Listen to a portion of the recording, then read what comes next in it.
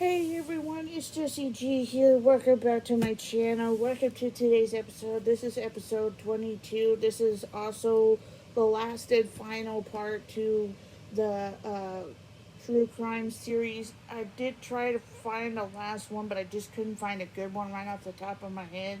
But this one will possibly be in two parts, but so these would be either the last two parts or just the last episode. We'll see how far we get into today's episode. You pretty much know what today's episode is all about. It's all about the Countess Elizabeth Buttery.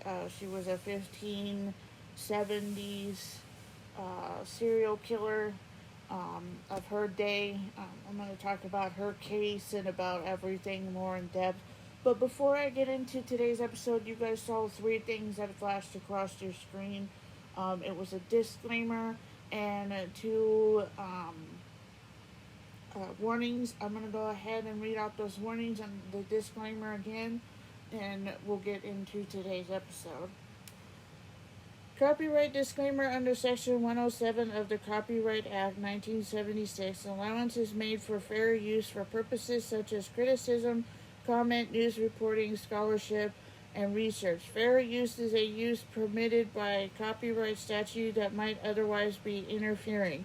Non-profit, educational, or personal use tips the balance in favor of fair use. If you are triggered or sensitive by any of the topics that are talked about in today's episode, I highly recommend that you don't listen to today's episode. If you do choose to listen to today's episode at your own discretion, I highly recommend you listen to it with your emotional support system, such as your grandparent, your parent, your significant other, your partner, somebody that you trust enough to sit down and listen to these kinds of episodes with, and, somebody to help you get through it. Also, if you're under the age of 18, this is not an episode for you guys to be watching. I am sorry if that affects you or makes you want to put some dumb comment in the comments, but it is what it is. So, with all of that said and the warnings out and the disclaimers out, let's get into today's episode. Countess Elizabeth Buttery was born August the 7th, 1560, to George and Bernard Buttery, if I'm saying her name right. At 15 years old, she was married off to a Count Nevesley, if I'm saying his name right. It's Francis Nevesley or something like that. It's kind of a hard name to pronounce because of the way it is, and knowing me with not being good with names, it was a little hard to pronounce. So bear with me. He was 19 years old when they married on May the 8th, 1575. 4,500 guests attended the wedding. Elizabeth had 6 children with Nadasli, but 2 of them died in infancy. If you guys already know this, if you guys already seen some of my episodes, but I'm going to go ahead and refresh this because there might be some new people who have come across my episodes and don't know of this. In the 15th century, even I think up until I want to say about the 1920s, medical field on anything was not the best, especially in the 1500s. Medical stuff was really bad because they were still trying to learn things, figure things out. There was a lot of errors, in the medical field, and a lot of doctors lost their lives because of their errors in dealing with royalty and everything. But it just really wasn't the best, especially to combat any diseases or anything like that. But also in the 1500s, it was really dangerous for a woman to be pregnant. When a woman got pregnant, they filled out their will or something or some type of testimony because they didn't know if they were going to make it, because sometimes they could die after giving childbirth. There could be complications when giving birth. They could die of childbed fever, which they call is another word for just having a really bad fever and having other problems. Um, you know, Jane Seymour was one of those women in the 1500s that died from that. Also, Catherine Parr died giving birth to her child. Um, so there's a lot of complications with that, you know. It's hard to conceive, especially with miscarriages. Miscarriages were even more dangerous too, but they weren't unheard of. A lot of women miscarried quite a few times before they had at least, if they were lucky, at least one or two children, if they were lucky to have those two, because of how severe and how hard it was for a woman to be pregnant in the 1500s and to not know if you were going to live to give birth. And that's how dangerous it was.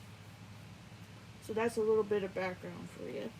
Um, Her six children's name was Anastasia Bathory, born 1585. Catalina Nadasi, born, if I'm saying her last name right, sorry if I'm saying it wrong, but you know me and names. She was born in 1594. Paul, her son, was born in 1598 and died in 1650. Anna, her daughter, was born in 1585. It doesn't list as to when she passed or anything. Um, like I've always said in my previous episodes, that sometimes in the 1500s they'll list a date of death, sometimes they'll list a date of birth, or sometimes they won't list both. It just kind of happens. Um, Elizabeth Bathory spent most of her time with her aunt Carola Bathory. She was a open bisexual, but she was also a sadist. Elizabeth enjoyed visiting her. She later met a witch that came for her help, or became her helping hand. Sorry, and it was said that Elizabeth was so obsessed with the dark arts that that it led to the killing of one of her servants. Um, this is when Elizabeth Bathory's reign of terror started. Um, her reign of terror lasted for a long time until her confinement and her death.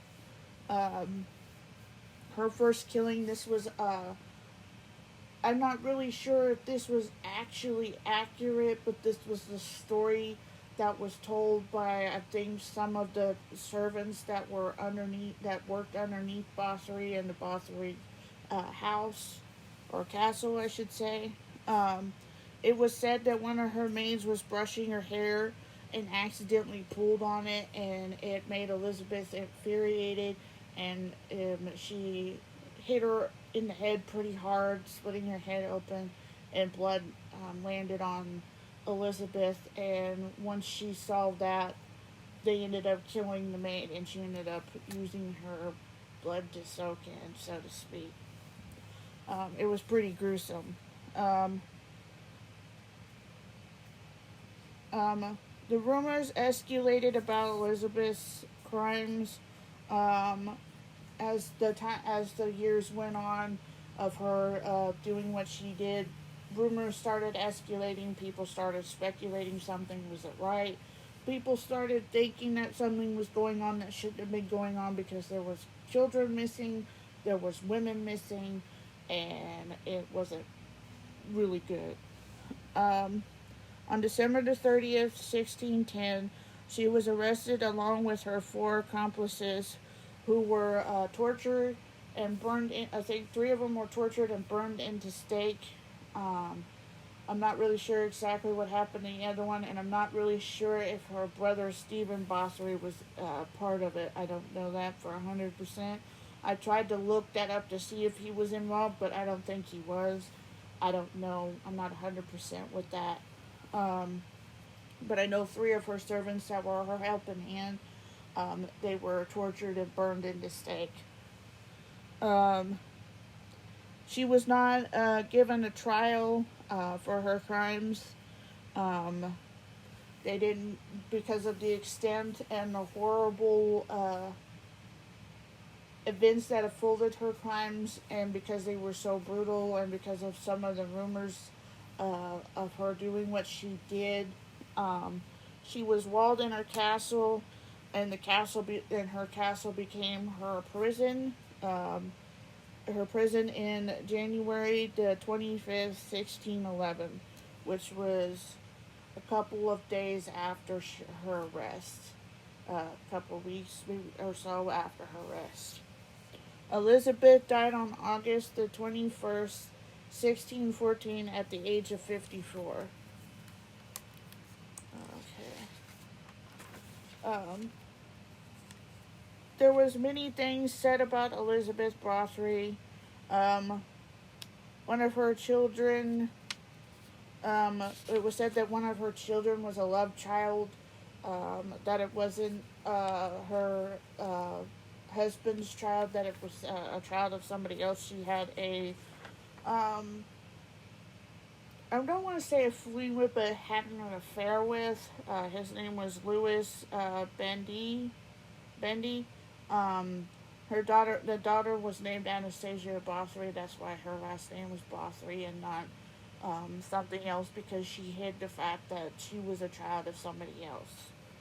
Um, Elizabeth Bathory I'm not really sure if Elizabeth Bathory has any descendants at all, and if she does have descendants, you can always find out through her docuseries.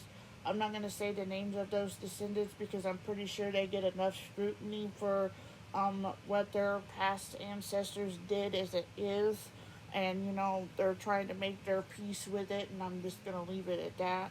Um, uh, Buttery's castle still um, uh, remains to this day. It's in ruins. It was demolished in 1799. The person that built it was, I'm going to say his name wrong, Casimir of Hunt. He was the castle designer of Elizabeth's home. Elizabeth's crime spree lasted from 1590 to 1610. So it lasted quite a few years. Pretty long time to do what she did and to go unnoticed. There was also said that she had affiliations with Val Dracula. There were some say that she was friends with him, that she was close to him, that they knew of each other.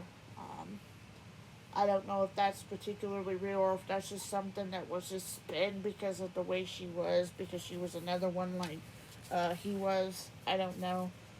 There's many conspiracy theories as to what happened to her body, because when they put her body in the grave, it was unmarked, and it was said that it was moved and placed into a marked grave in some type of chapel or some sort of thing. Or some type of other place. I'm not really sure. So they're not really sure exactly what happened. So that's the other mystery of all this. And I think that's what makes this whole thing interesting, is because they can't find the actual body, which is creepy to say the least. But yeah, there's so many conspiracy theories. There's people say that she did what she did. There's some people say that she didn't do what she did, that she was backed into the corner because of all the because she was a woman in a man's world, because she was so political, that she was so dedicated to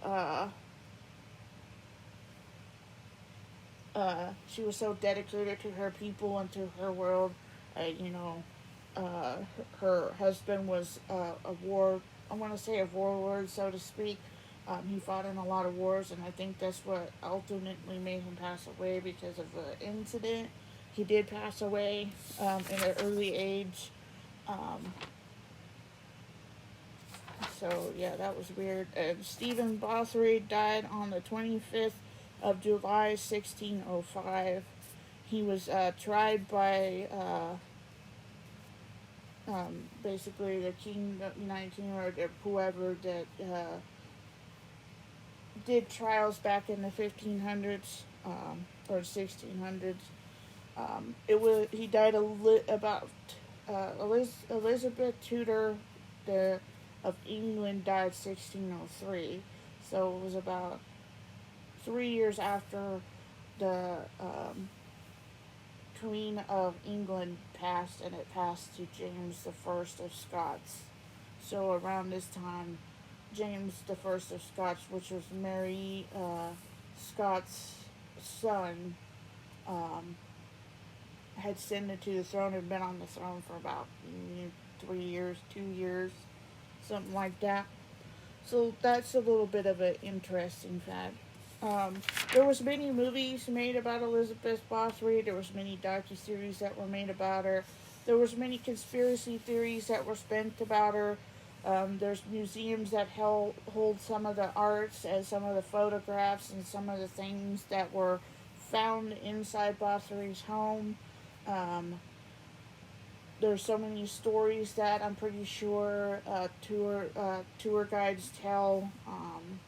It was a very creepy, very brutal story. Um, it definitely was very. It was like walking into another horror film, kind of like Jack the Ripper's was. This was kind of it. This was definitely it. Um, I know a name of one of the movies that was centered around Elizabeth Bathory. It's called Stay Alive. It's about a game that um, is about Elizabeth Buttery, and weird things start to happen, and it's a pretty creepy film. You'll have to see it for yourself. But that's one of many of them that was done that had something to do with Elizabeth Buttery. So yeah, there's been some creepy shows and movies about her. So you guys will have to go check those out for yourself. um, let's see here. I think I pretty much covered everything for today's episode.